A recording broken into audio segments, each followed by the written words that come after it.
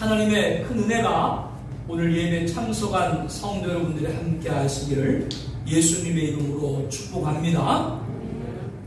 예루살렘 총회 결의안을 통해서 수리아 안디옥 교회에 있는 이방인 성도님들은 할례와 관계없이 예수를 믿음으로 유대인과 동일한 하나님의 백성이 되었음을 공인받았고, 교회는 큰 기쁨이 가득했고 굳게 되었습니다.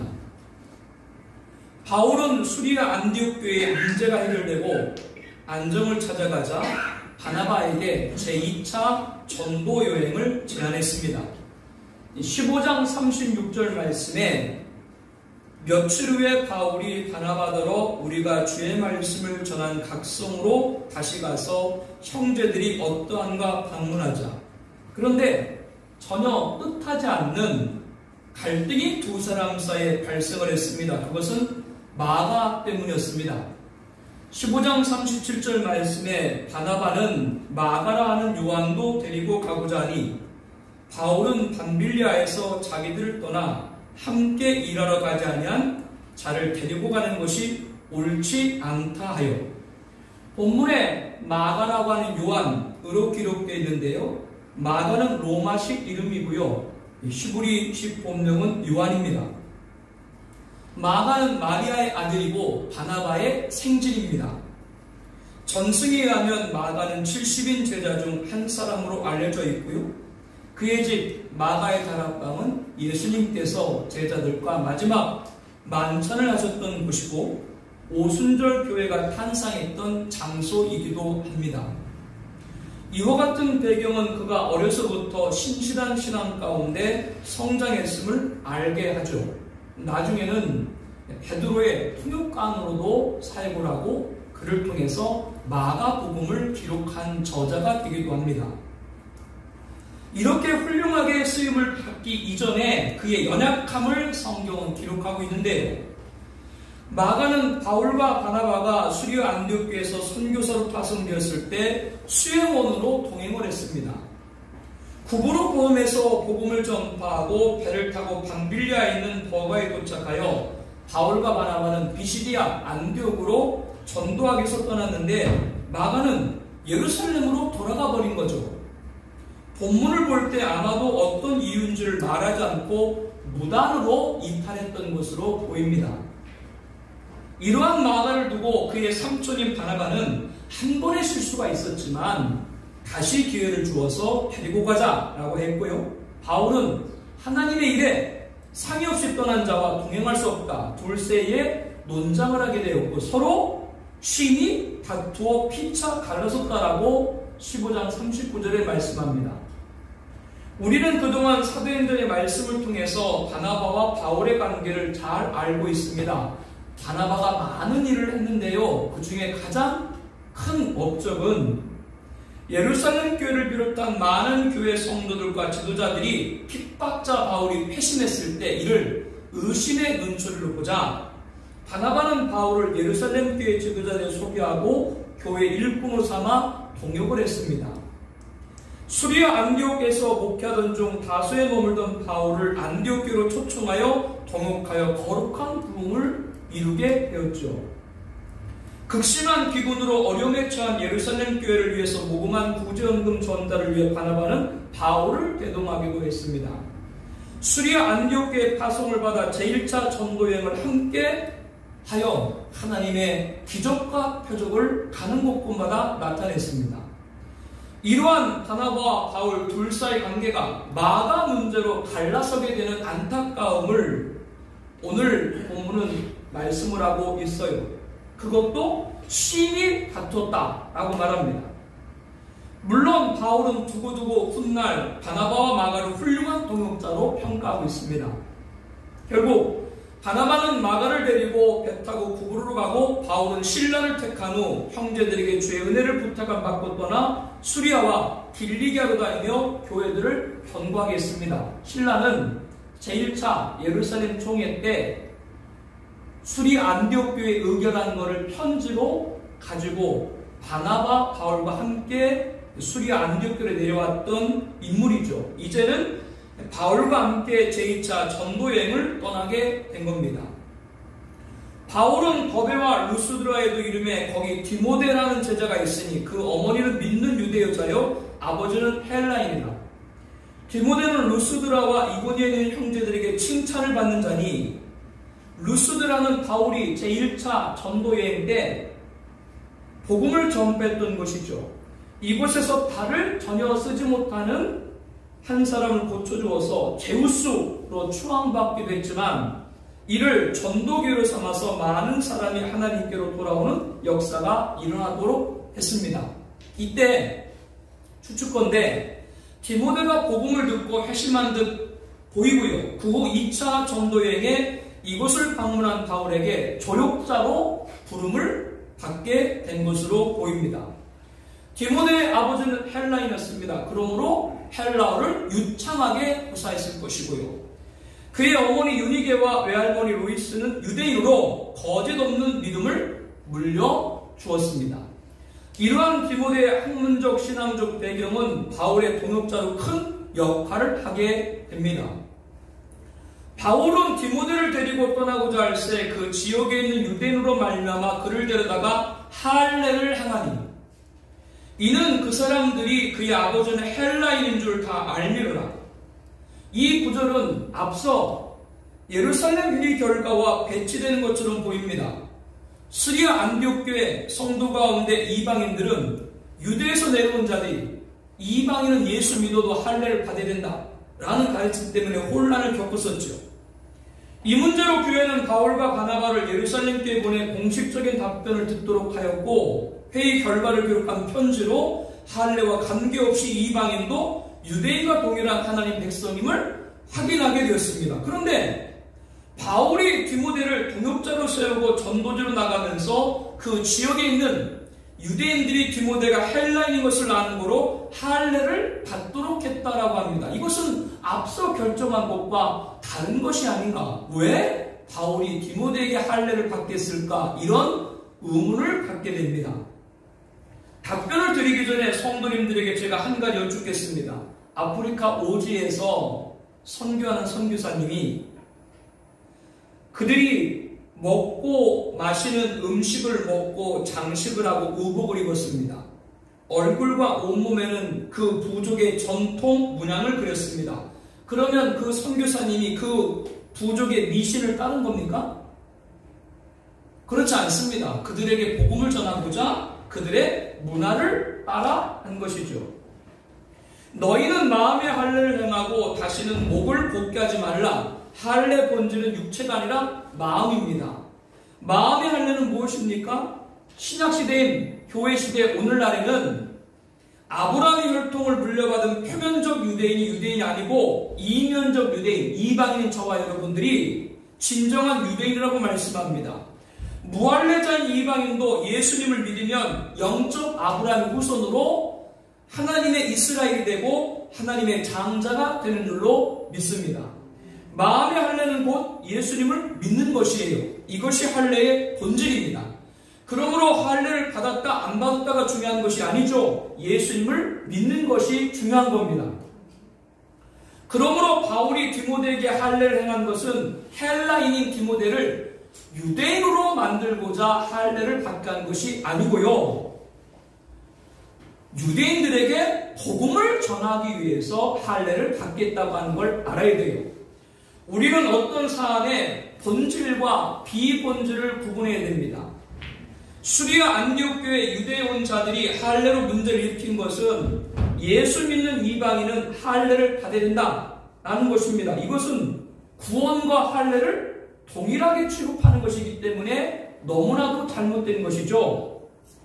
본질이 잘못된 겁니다. 그러나 바울이 디모데에게 할례를 받게 한 것은 디모데에게 예수를 믿어도 구원받기 위해서는 할례를 받아라 그런 뜻이 아니고, 유대인들에게 복음을 전하기 위해서 유대인과 같이 할례를 받으라고 한 것입니다.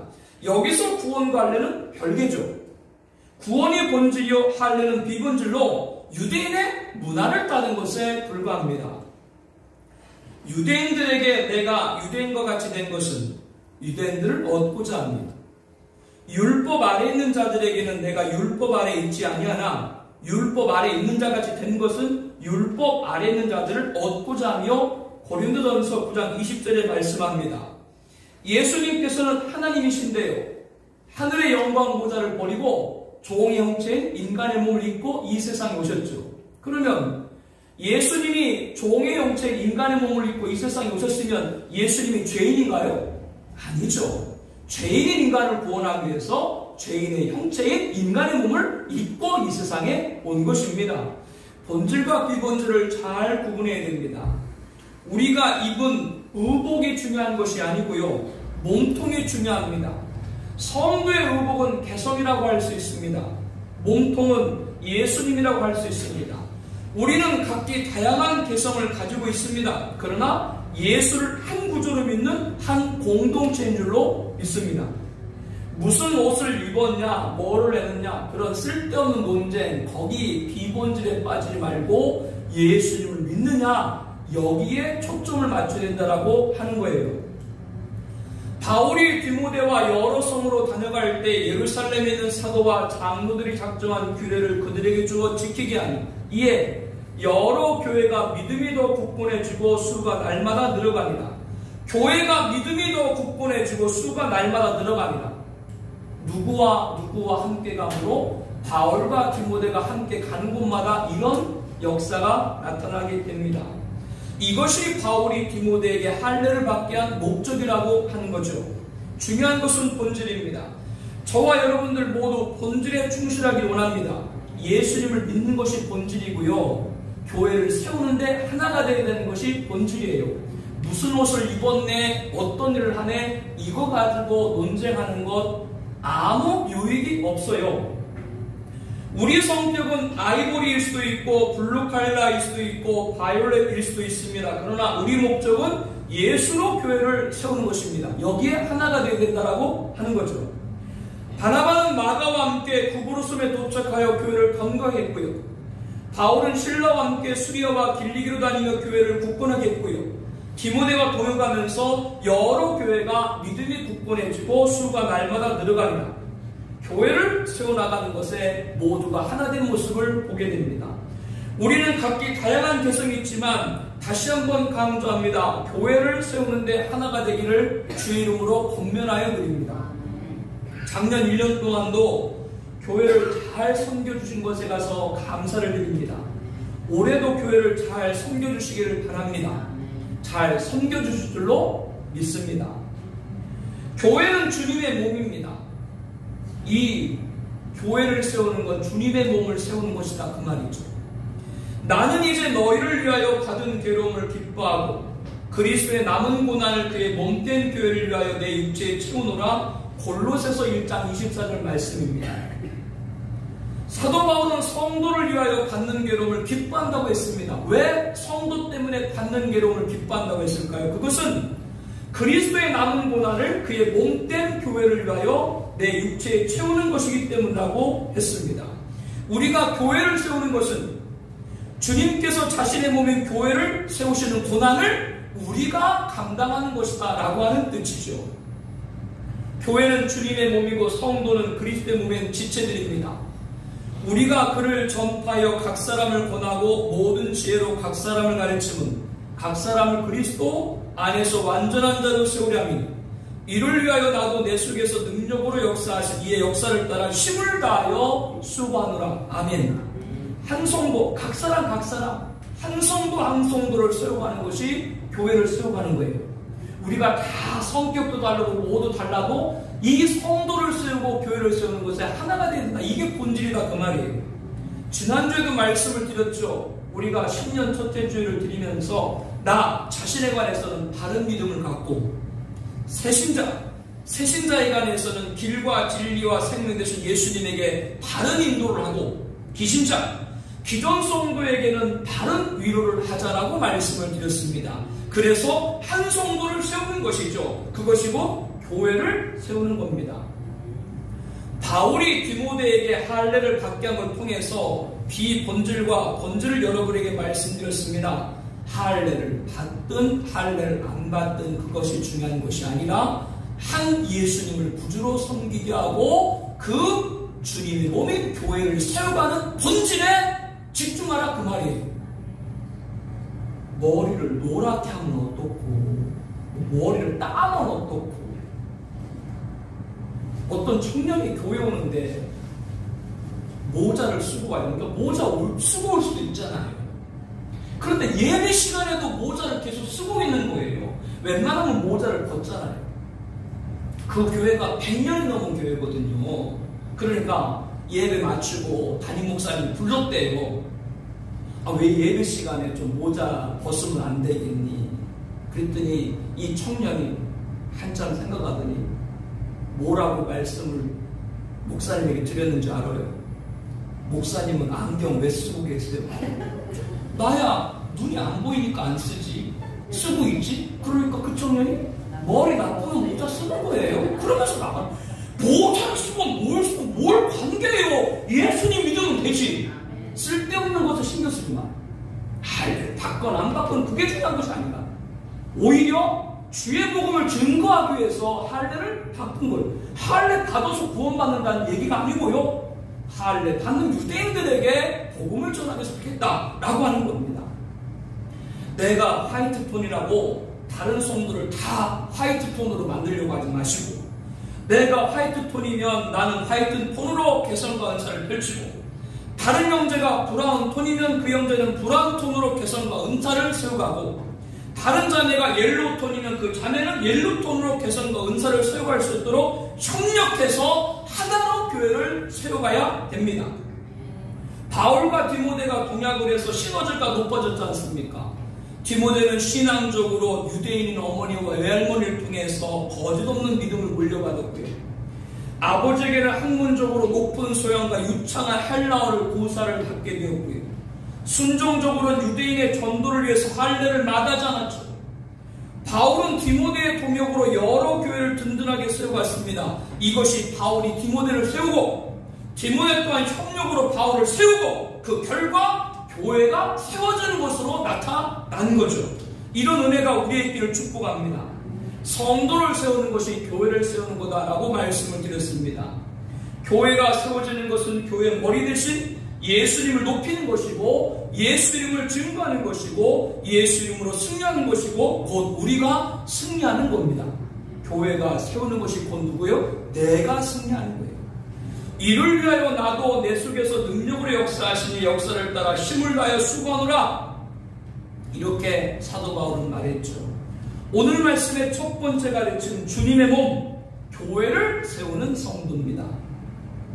바울이 지금 제2차 전도여행을 하고 있는 지역은 현재 터키로 아시아입니다.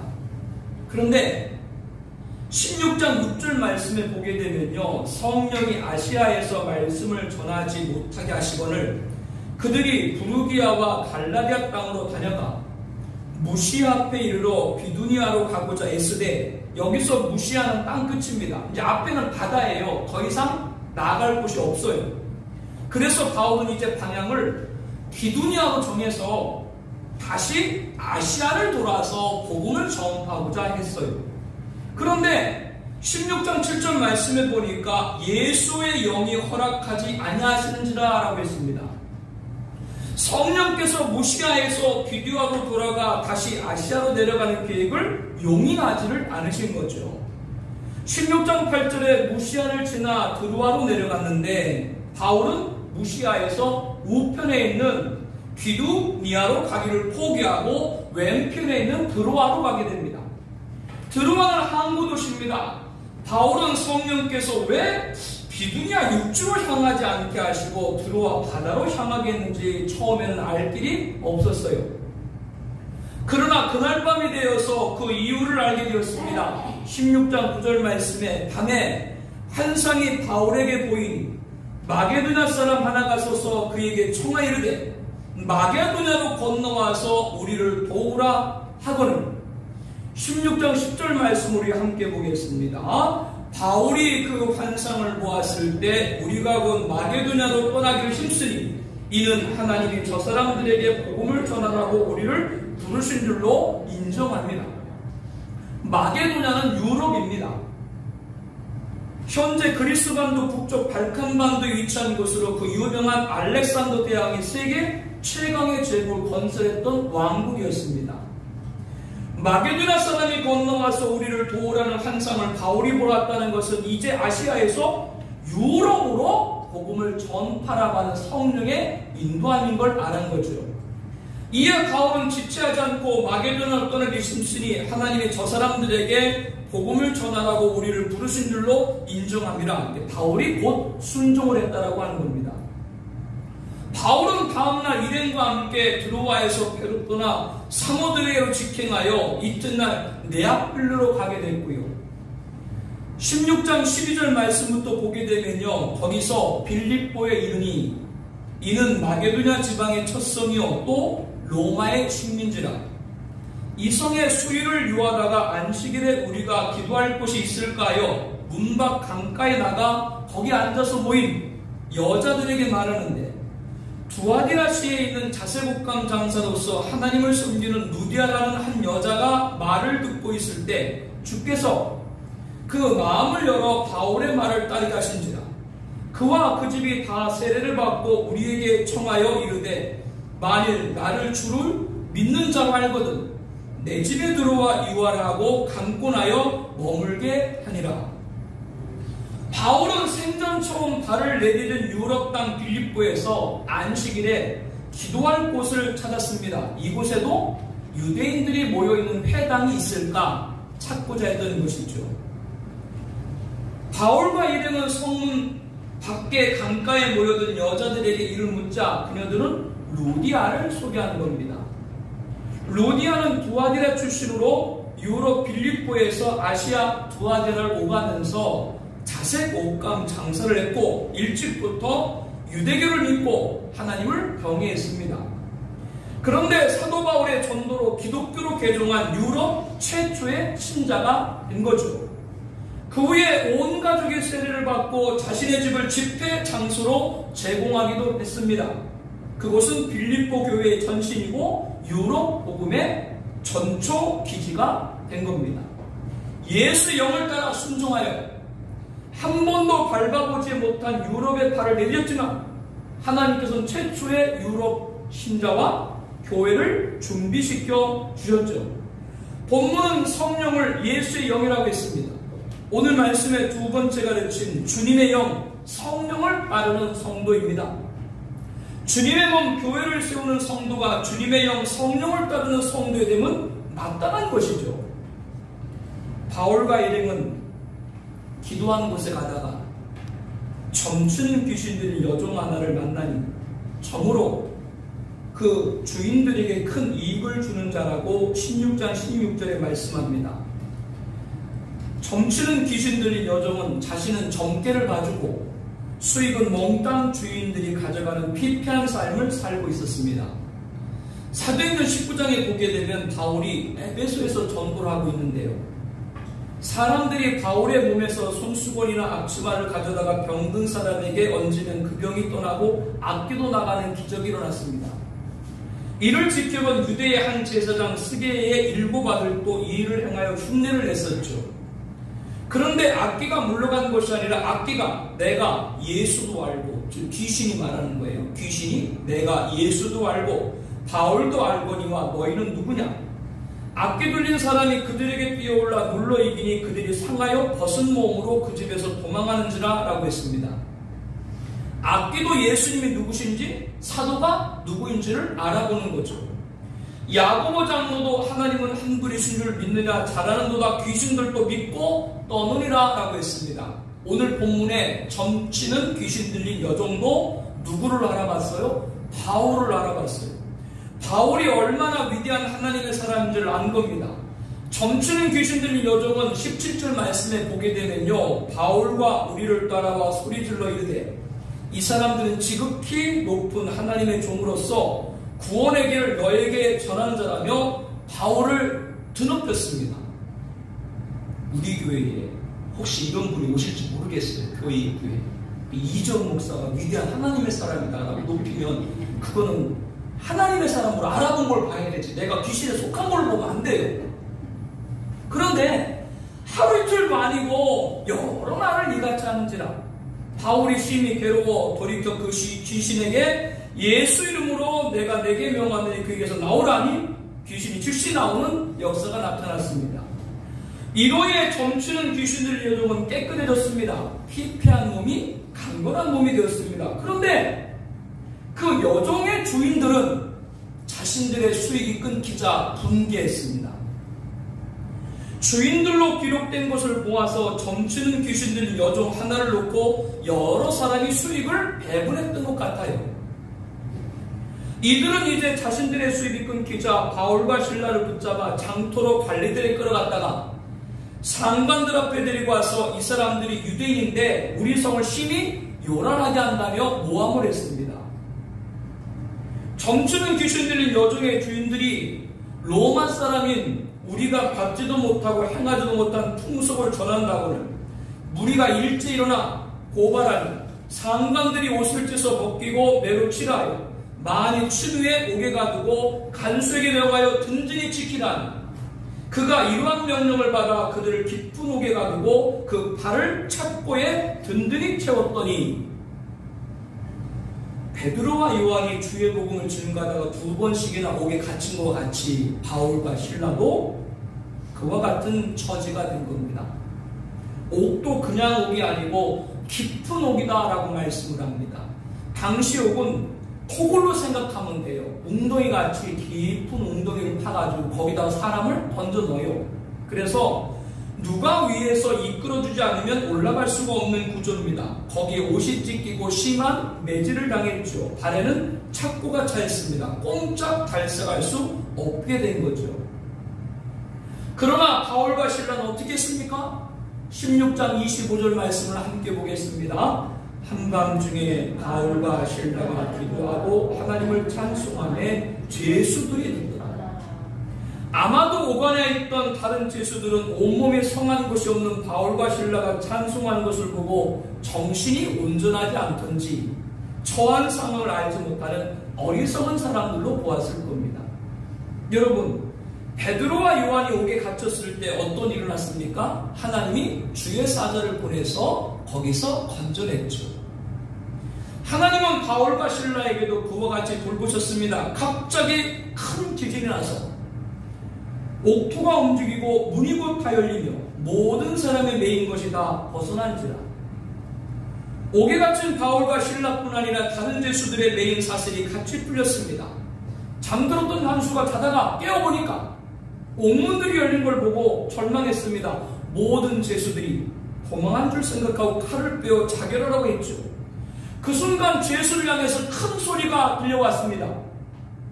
바울이 크게 소리질러 이르되 내 몸을 상하게 하지 말라. 우리가 다 여기 있노라. 그 말을 들은 간수가 등불을 달라고 하며 뛰어들어가 무서워 떨며 바울과 실라 앞에 엎드렸습니다.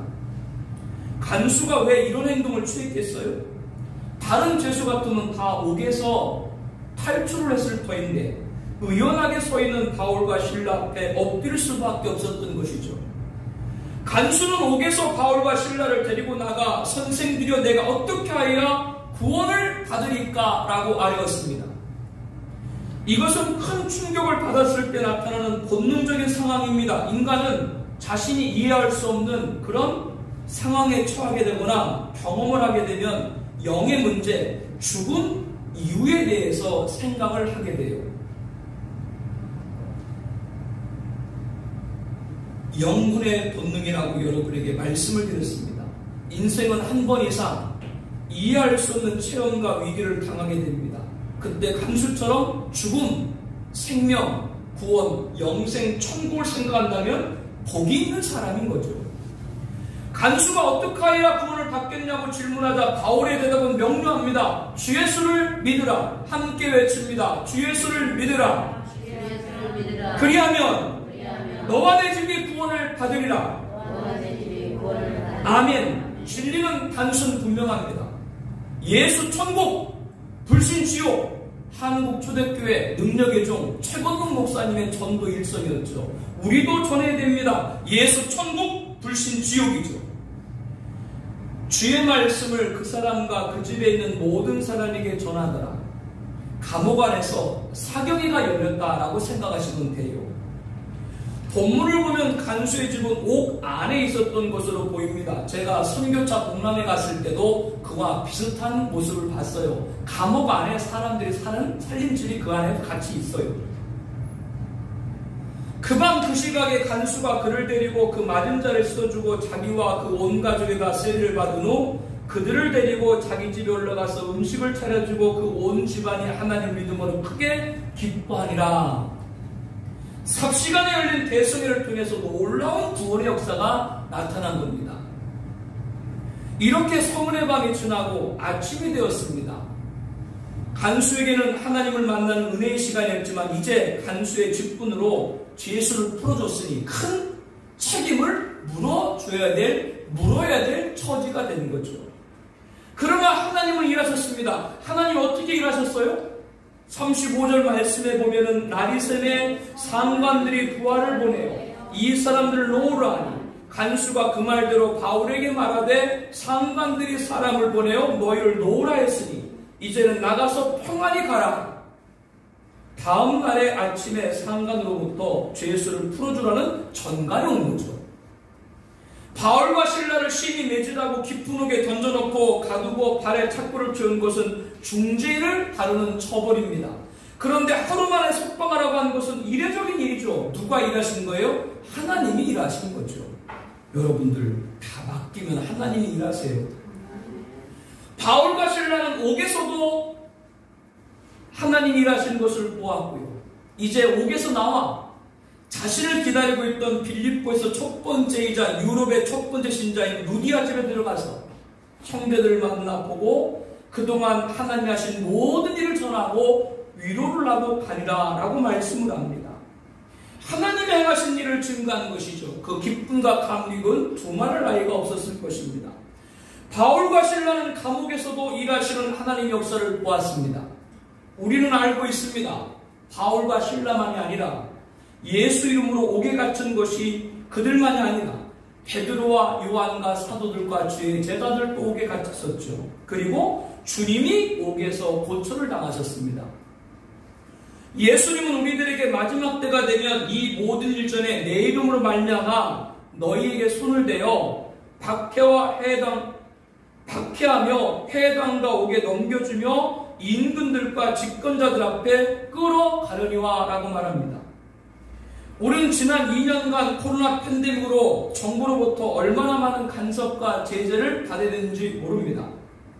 아마 모르긴 몰라도 우리 세대에, 저와 여러분 우리 세대에 예배 드리는 것 때문에 감옥에 가게 될지도 몰라요. 작금의 일들을 보면 그것이 멀지 않은 얘기고 또 누가 그렇게 말씀하신 거예요? 예수님께서 말씀하신 것이 이미 우리에게 다가오고 있다고 하는 걸 우리들은 보고 있습니다. 방역 패스로 식당, 마트 출입이 제한되고 있습니다. 그러면 교회에도 백신 접종을 안 한 성도님은 예배를 드리지 말아야 됩니까? 말도 안 되는 얘기예요.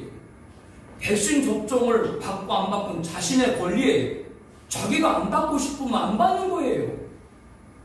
그런데 이제는 접종을 안 했다고 교회에 예배 앉지도 못하게 해요? 이런 조치를 교회에서 해요? 어떻게 그런 일을 감히 교회에서 합니까? 있을 수가 없는, 예배 드리라 교회 왔는데 예배를 못 드리게 해요? 있을 수가 없는 일입니다. 그러나 우리는 끝까지 예배 드림으로 옥에 간다고 해도 우리는 예배를 드려야 됩니다. 우리는 말씀 믿습니다. 무슨 말씀 믿어요? 오늘 말씀해 보니까 옥에서도 하나님은 일하심을 믿습니다. 그걸 믿어야 돼요. 하나님 역사를 믿어야 돼요. 포기할 것이 있지 어떤 걸 감히 포기를 해요? 예배를.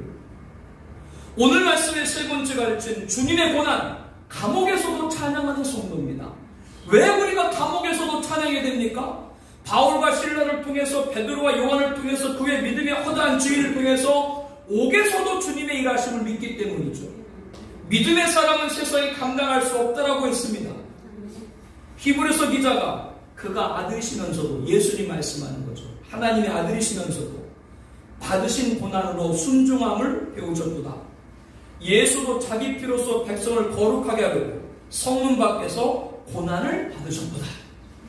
베드로 사도는 이를 위하여 너희가 부르심을 받았으니 그리스도도 너희를 위하여 고난을 받으사 너희에게 본을 끼쳐 그 자취를 따라오게 하려 하셨느니라. 만일 그리스도인으로 고난을 받으면 부끄러워하지 말고 도리어 그 이름으로 하나님께 영광을 돌리라. 그러므로 야고보 장로는 형제들아 주의 이름으로 말한 선자들을 고난과 오래 참의 본으로 삼으라라고 말씀합니다.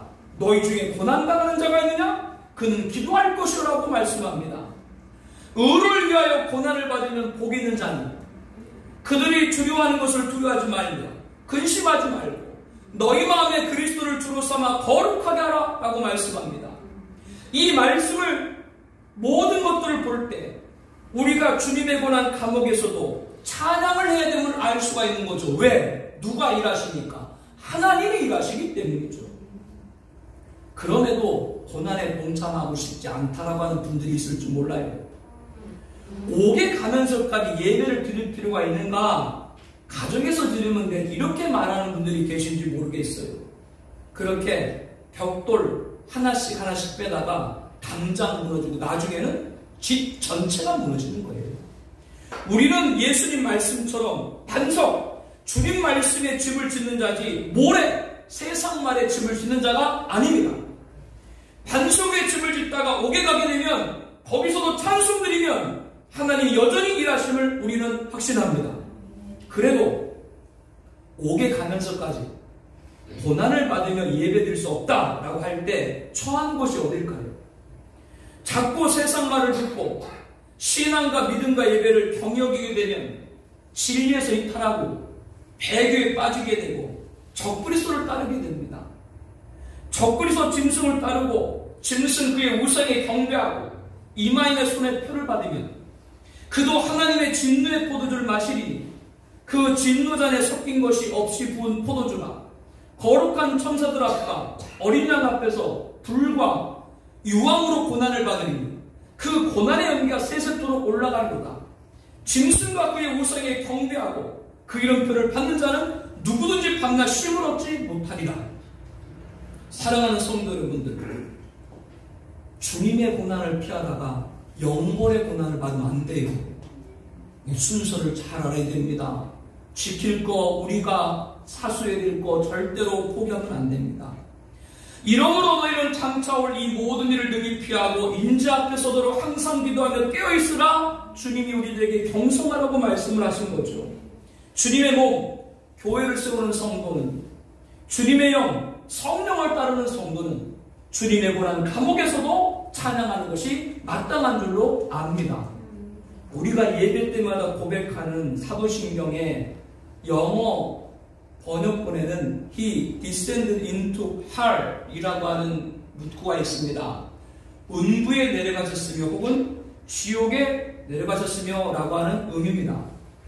우리나라 사도신경에는 빠져있던 것이 사도신경을 새번역하면서 장사되시어 지옥에 내려가신지가 공인 원문에는 있으나 대다수 본문 없다라고 각주를 달아놨습니다. 여러분들도 아마 보셨을 겁니다. 초대교인들에게 질문이 생겨났습니다. 예수님께 십자가에 못 박혀 몸은 돌아가셨는데 그때 예수님의 영은 돌아가신 것이 아니지 않습니까? 그러면 부활하기 전까지 예수님의 영은 어디에 있었을까? 이런 의문을 갖게 된 거죠. 또 교회는 예수님 믿지 않고 죽은 자들은 어떻게 되었는가? 이에 대한 질문에도 답할 필요가 있었습니다. 그래서 이 문구가 사도신경 원문에는 들어가게 되었던 거죠. 은부에 내려가셨으며 라는 이 구절은 사도신경에서 대단히 중요한 고백입니다. 하늘에 계신 성자 하나님께서 이 땅에 내려오셨습니다. 그분의 육체는 십자가에 돌아가시고 영은 은부에 내려가셨습니다. 그리고 다시 부활하여 육체와 함께 하늘로 승천하셨습니다. 그래서 천상과 천하 그리고 은부 이 모든 세계가 누구 통치 영역 안에? 예수님 통치 영역 안에 있는 줄로 확신합니다. 만약 예수님께서 돌아가시어 은부에 내려가시 않았다면 그곳은 예수님의 권세가 미치지 못한 곳일 터인데 그래서야 예수님께서 어떻게 시간과 공간을 초월하신 유일한 구원자가 되시겠습니까? 은부도 누가 주관하세요? 예수님이 주관하시는 거예요. 그렇다면 예수님께서 은부로 내려가신 이유가 무엇입니까? 예수님이 자기를 낮추시고 죽기까지 복종하셨으니 그 십자가에 죽으십니다. 이러므로 하나님이 그를 지극히 높여 모든 이름 위에 뛰어난 이름을 주사 하늘에 있는 자들과 땅에 있는 자들과 땅 아래 있는 자들로 모든 무릎을 예수 이름 앞에 꿇게 하시고 모든 입으로 예수 그리스도를 주라 시인하여 하나님 아버지께 영광을 돌리게 하셨느니라. 여기서 하늘에 있는 자들은 이미 세상을 떠난 하나님 나라에 이른 성도님을 말하고요. 땅에 있는 자들은 살아있는 우리를 말하는 겁니다. 그리고 땅 아래에 있는 자들은 예수 안 믿고 지옥에 간 자들을 말하죠. 하나님께서는 예수 그리스도를 그들 모두에 위한 구원자로 세우셨습니다. 이처럼 성경은 예수님의 통치가 땅에서만 국한된 것이 아니라 음부까지도 확장되어 있음을 분명히 밝혀주고 있습니다. 베드로전서 3장 18절 이하의 말씀을 보게 되면요, 예수님은 천상과 천하뿐만 아니라 땅 아래 지옥까지도 그들에게 자신이 메시아 그리스도인 걸 나타냈다라고 말씀을 해주고 있죠. 지옥에서도 예수님의 권세는 임합니다. 그렇다면 이 세상에 성도가 예수 이름 때문에 가장 낮은 곳, 옥에 감옥에 있더라도 주님이 우리를 구원하시지 않겠습니까? 이 믿음을 가져야 되는 거예요. 오늘 이 믿음을 축복합니다. 주님의 몸 교회를 세우는 성도는 주님의 영 성령을 따르는 성도예요. 주님의 영 성령을 따르는 성도는 주님의 권한 감옥에서도 찬양하는 성도가 되어야 마땅합니다. 그곳에서 하나님이 일하십니다. 아멘. 우리 함께 이 시간 통성으로 기도하겠습니다. 앞에 기도 제목을 보아주시기 바랍니다. 첫째, 주님의 몸 교회를 세우는 성도입니다. 바울이 헬라인 디모데에게 할례를 받게 한 것은 유대인을 만들고자 함이 아니라 유대인들에게 복음을 전하기 위함입니다. 두 사람의 동일교회와 교회가 든든히 세워져 갔죠. 우리는 각기 다양한 개성이 있습니다. 그러나 한 예수님을 주님으로 섬기는 공동체고 교회를 세우는데 하나가 될 줄로 압니다. 이런 우리가 되게 하여 주시옵소서.